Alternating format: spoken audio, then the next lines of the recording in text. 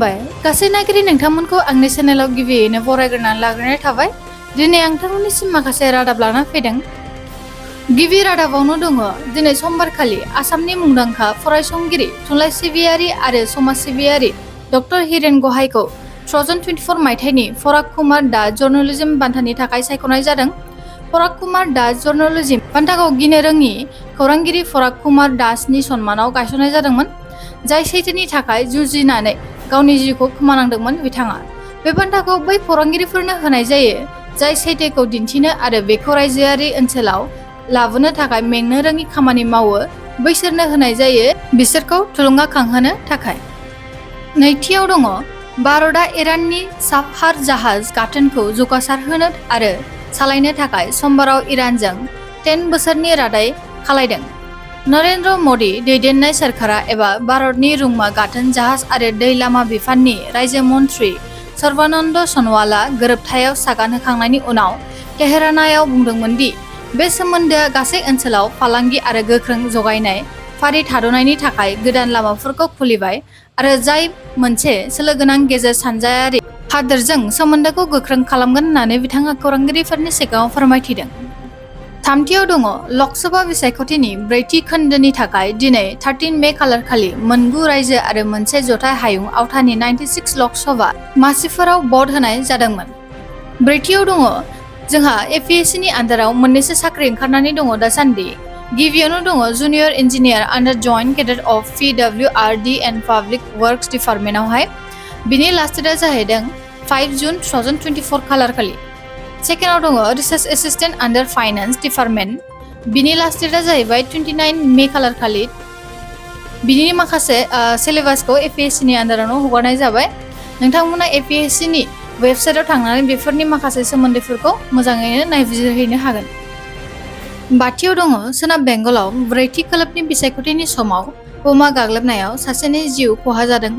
बेजों लोगोसेयैनो गोबां बुलाय सोलायनिबो थासारि जादों होननानै खौरांगिरिफोरनिफ्राय दासिमहालागै रादाब मोननाय जादों। स्निथि रादाब दुखुनांथाव दि बिरुबाला राभाया बे बुहुमाव दा गैलिया। बिथाङा दिनै फुंनि 9:23 रिंगायाव गावनि जोबथा हां बोदोंमोन। दाइनथि रादाब नेपालनि मुंदांखा हाजो गाखोगिरि कामी रिता शेरपाया रबिबाराव 29थि खेबनि थाखाय मुलुगनि बयनिख्रुइबो गोजौसिन हाजो थिखिनिखौ गाखोनानै माउन्ट एभारेस्टनि बयनिख्रुइ बांसिन गाखोनायनि रेकर्डखौ सिफायनानै जारिमिन सोरजिदोंमोन। गुथि रादाब दिनै फिन खेब आरोबाव आफ्रिकान स्वाइन फ्लुआ नागालेन्डखौ गोहोम खोख्लैदों। बेनिनो जाउनाव उफ्रा डिपुटि कमिशनार पेकआ अमा बुथारनाय आरो अमा बेदर रोगानायखौ होबथानो थाखाय बिथोन होदों। बिथाङा जिथि रादाब पाकिस्ताननि गाहाय मन्थ्रि शाहबाज शरीफआ समबाराव पाकिस्ताननि आवथायाव थानाय पाकिस्तान अकुपाइड काश्मीराव सोलिबाय थानाय हेंथा दिन्थिफुंनायनि गेजेराव मोनसे गोजौ थाखोनि जथुम खुंदोंमोन। बे मेलाव पाकिस्तान अकुपाइड काश्मीरनि गाहाय मन्थ्रि अनवारुल हक PMLN नि दैदेनगिरि राजा फारुक हैदर, काश्मीर आयदानि मन्थ्रि आमिर मुकाम आरो गोबां मुंदांखा राजखान्थिगिरिफोरा बाहागो लादोंमोन। बे जथुम्मायाव पाकिस्तान अकुपाइड काश्मीरनि गाज्रि थासारिनि सायाव सावरायनाय जादोंमोन। बिनि उनाव गाहाय मन्थ्रि शरीफआ पाकिस्तान अकुपाइड काश्मीरनि थाखाय 23 बिलियन पाकिस्तानी रां 718 कौटि भारतारि रांनि पेकेज होगोननि बाथ्राखौ फोसावदोंमोन। जिसे रादाब समबारनि मोनाबिलियाव मुम्बाइआव हरखाबै हाद्रिनि बारहुंखाजों अखा हादोंमोन, जायनि जाहोनाव मुम्बाइनि घाटकपर ओनसोलाव मोनसे हरदैनिफ्राय गोग्लैनाय जाथायाव खमैबो 3 सुबुंनि जिउ खहा जादों। बेजों लोगोसेयैनो 54 सुबुंफोरा जोखोम जादों होननानै मिथिनाय जादों। खुंथायनि मावख'आरिफोरनि बादिब्ला फ्राय 100 सुबुंफोरा दासिमबो बायखोन्दा बाहागोआव थाबथानानै दं जानांगौ होननानै बिथाङा बुंदोंमोन। 12 रादाब गुवाहाटीनि हेंग्राबारियाव थानाय PSE जयन्त गस्वामीनि न'आव थानाय PA सयनि जाख्लग्रा मावफुं इन्जिनियारनिफ्राय नोगोद 80 लाख रां बोखांनानै जब्द खालामनाय जादोंमोन। बिथांखौ दिनै 20,000 रां घुस लानायनि थाखाय हमनाय जादों होननानै खौरांगिरिफोरनिफ्राय मोनथिनाय जादों।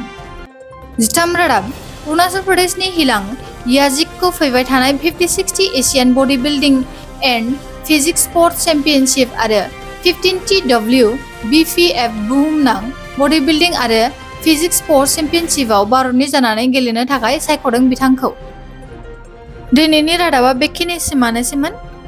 नोंथांमोना जुदि आंनि भिडिअसफोरखौ मोजां मोनदोंब्ला लाइक शेयार कमेन्ट खालामनायजों लोगोसे आंनि चेनेलखौ साबस्क्राइब खालामनानै होलायनो दाबाव।